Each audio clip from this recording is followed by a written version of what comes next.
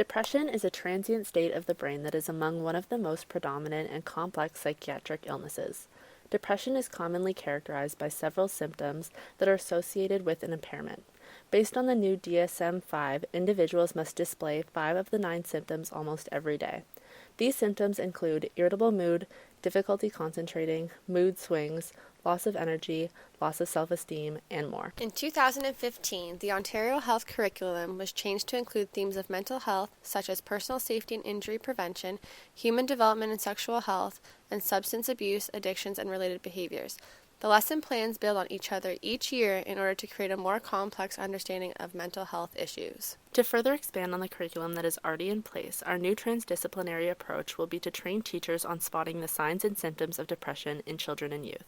From this, they will be able to work in partnership with different specialties to get the students the help they need. The process of this TD method would be as follows. Teachers would be receiving training from a psychologist, psychiatrist, and social worker on how to recognize signs and symptoms of depression and the necessary steps to follow when a student is demonstrating these signs. The psychologist will present and explain the role of the DSM-5 and explain how depressive symptoms may appear slightly different in children than in adults.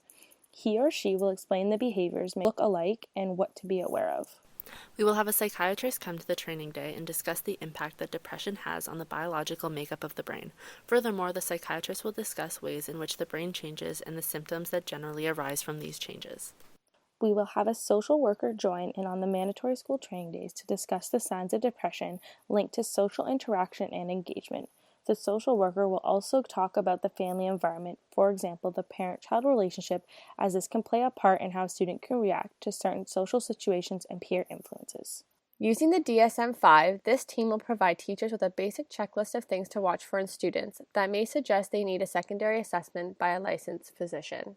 Items on this checklist will include the symptoms specifically from the DSM-5, as well as from the Anxiety and Depression Association of America, which outlines symptoms targeted more for children.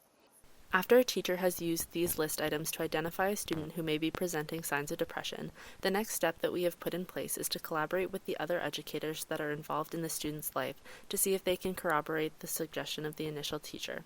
Members of this watch program may include other teachers or faculty members that spend a regular amount of time with the student.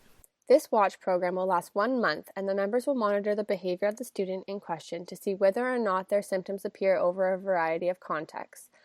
At this point, the principal and the other staff member will present the evidence to the parent and/or guardian and request their consent to move their child into the watch of the psychologist. The psychologist is present to explain the options to the parent and help them in making an appropriate, informed decision for their child.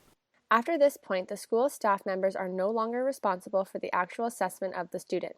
However, they should be relied upon to continuously monitor the student to see if their behavior changes, whether it be for the worse or for the better, and report it to the psychologist. Our case study examines Aaliyah, a 16-year-old female in the 10th grade who is exhibiting symptoms of depression, and her teachers have taken note.